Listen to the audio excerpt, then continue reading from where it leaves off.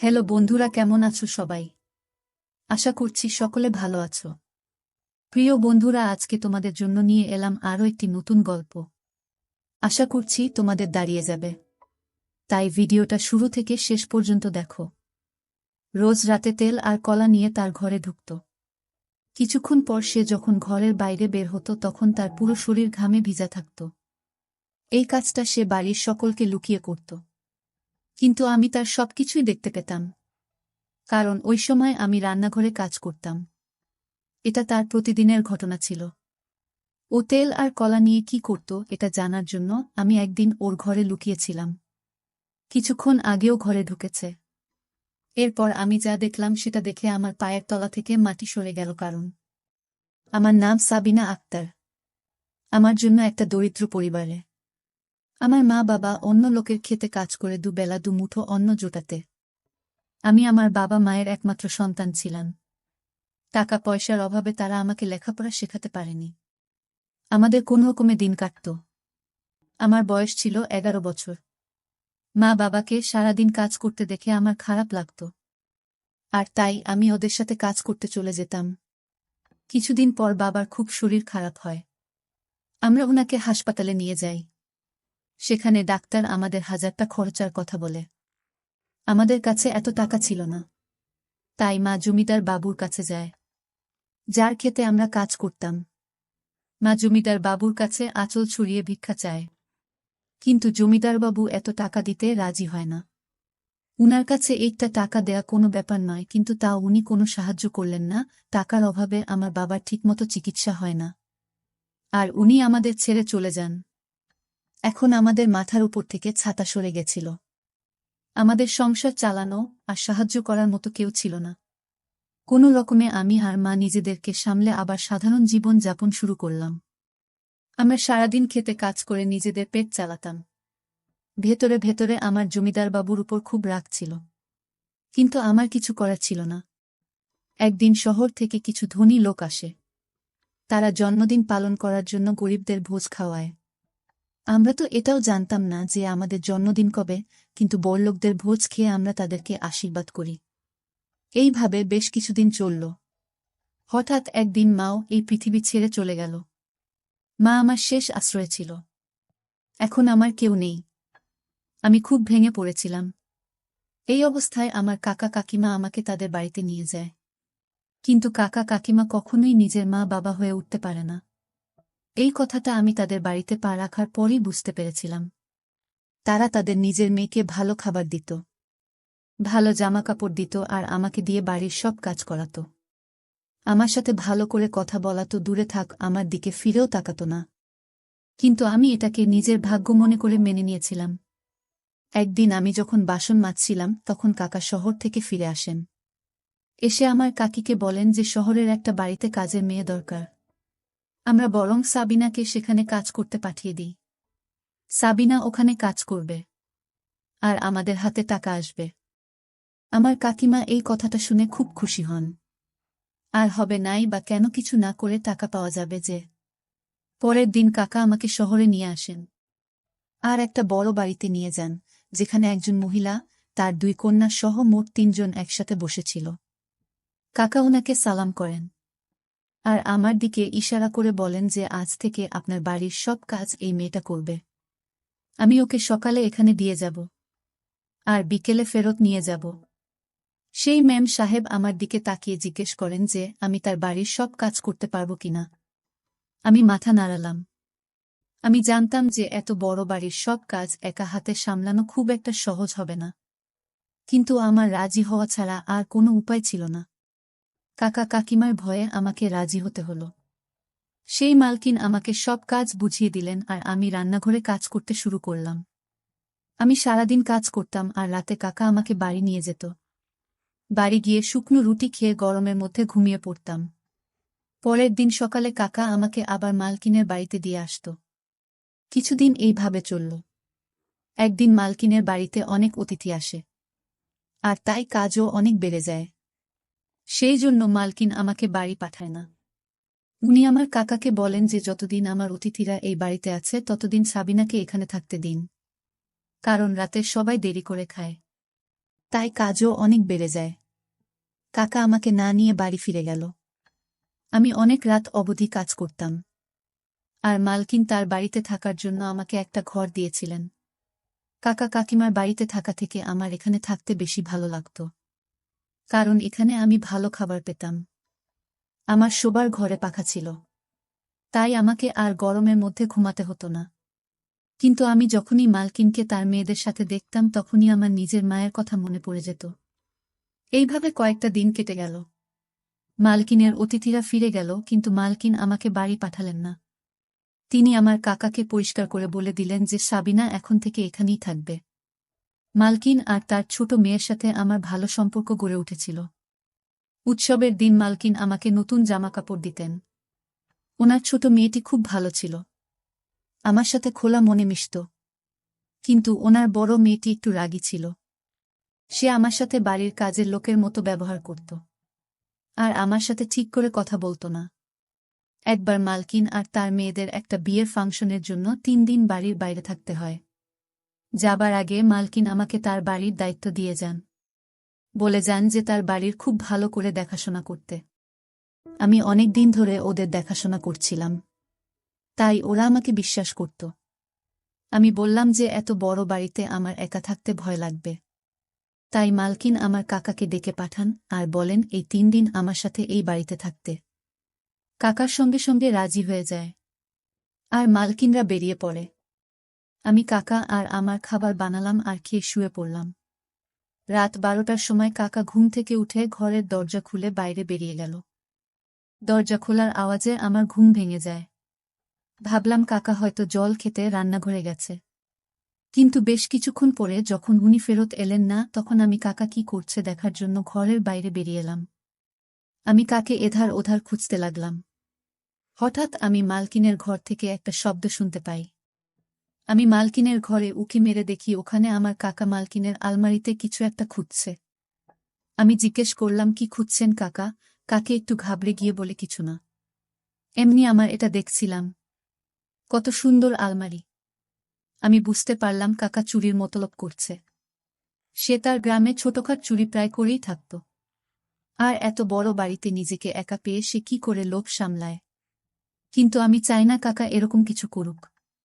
কারণ আমি মালকিনের বিশ্বাস ভাঙতে চাই না। তারপর থেকে আমি কাকার উপর সারাক্ষণ নজর রাখতাম। আমি কখনো তাকে একা ছাড়তাম না। রাতে ভালো করে ঘুম হতো না। এইভাবেই 3 দিন কেটে গেল।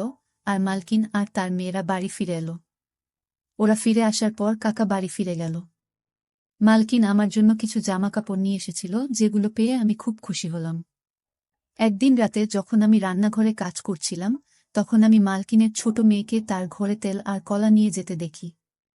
সে চুলের মতো লুকিয়ে লুকিয়ে তার ঘরের দিকে গেল যাতে কেউ তাকে দেখে না ফেলে। আমার জিনিসটা একটু অদ্ভুত লাগল। আখি দিদি তেল আর কলা নিয়ে কি করবে? মালকিনের স্বামী কিছু বছর আগে মারা গেছিলেন। তারপর থেকে উনি তার 2 মেয়ের সাথে একাই থাকেন। নিজেদের ব্যবসা থাকার জন্য ওনাদের কখনো টাকা পয়সার অভাব হয়নি। আমি আখি দিদির ব্যাপারটা এড়িয়ে গেলাম। ভাবলাম পড়াশোনা জানে, হয়তো কিছু একটা করছে। তার বন্ধুরা রোজ বাড়িতে আসত। আর ওরা সবাই মিলে কিছু একটা প্র্যাকটিক্যাল করত। তো একদিন আমি দিদিকে জিজ্ঞেস করলাম যে আপনারা সব বন্ধু মিলে কি করেন? তো সে বলল যে আমরা বিজ্ঞান নিয়ে পড়াশোনা করি। তাই আমাদের প্র্যাকটিক্যাল করতে হয়। আমি কিছুই বুঝলাম না। আমি তো কোনো দিন স্কুলে যাইনি। তাই পড়াশোনার ব্যাপার আমি কি করে বুঝব?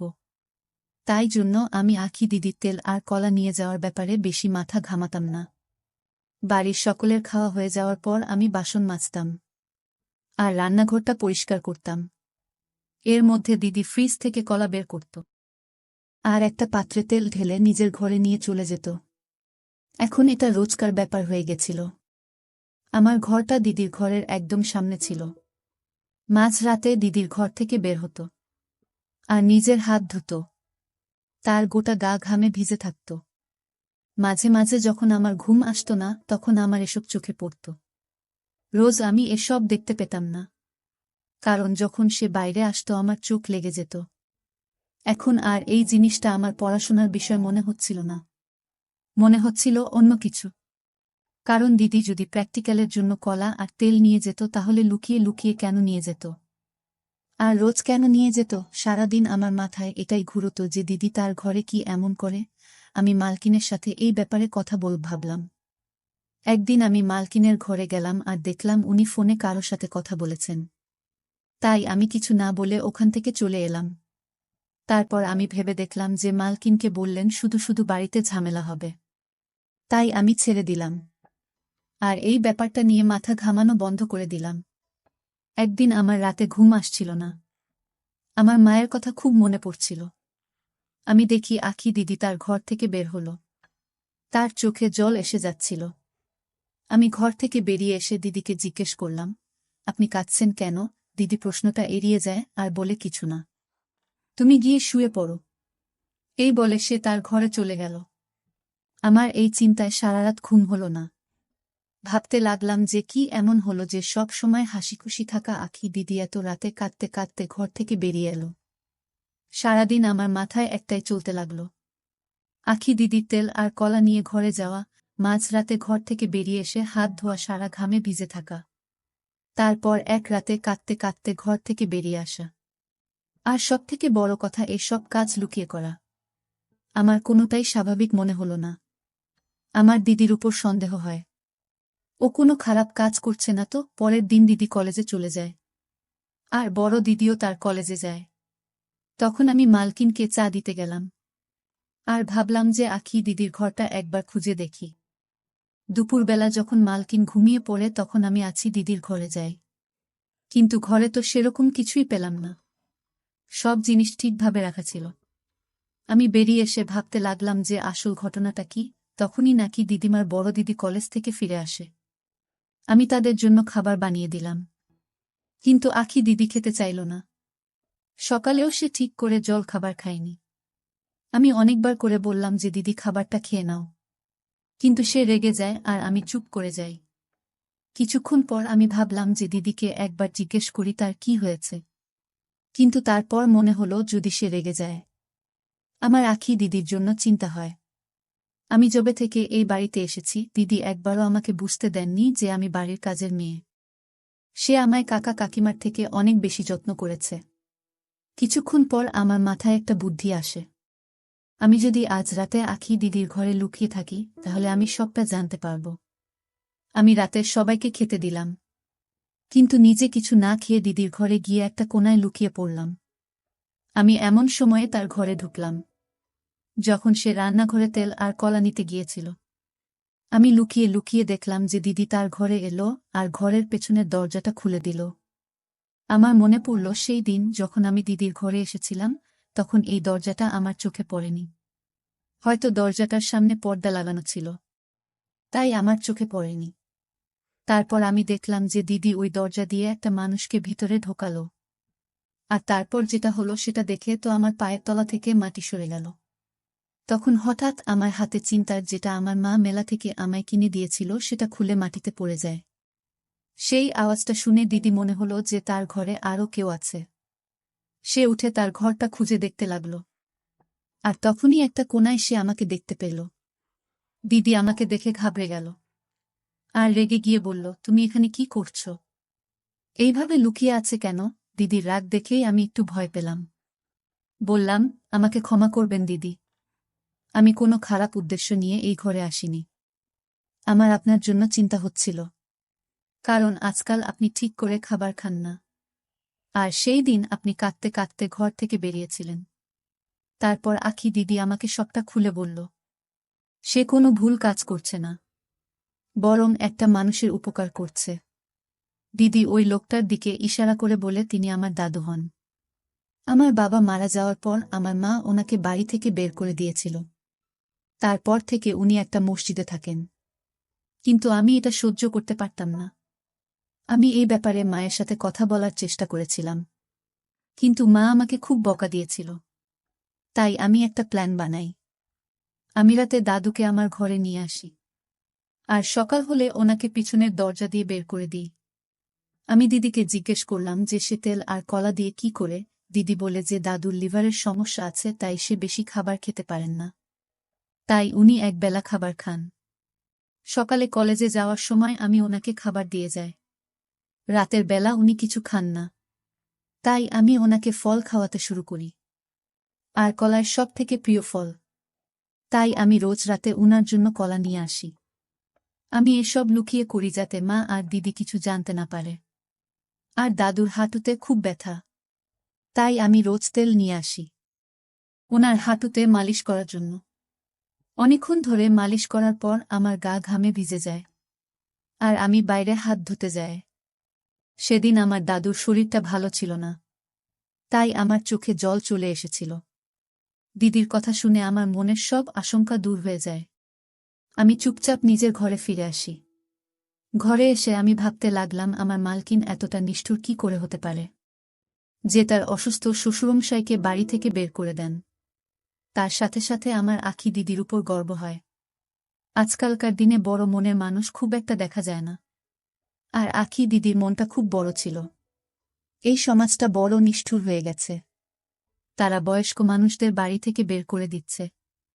আমি ভালো করে বুঝতে পারলাম যে মানুষ অন্যের কষ্ট বোঝে না, যখন সেই কষ্ট সে নিজে অনুভব করে তখনই তার মর্ম বোঝে। আর বন্ধুরা, এই কাহিনী থেকে আমরা যে শিক্ষা অর্জন করতে পারলাম তা হচ্ছে আমরা চোখের সব সময় যা দেখি তা নিয়ে সন্দেহ করা ঠিক নয়।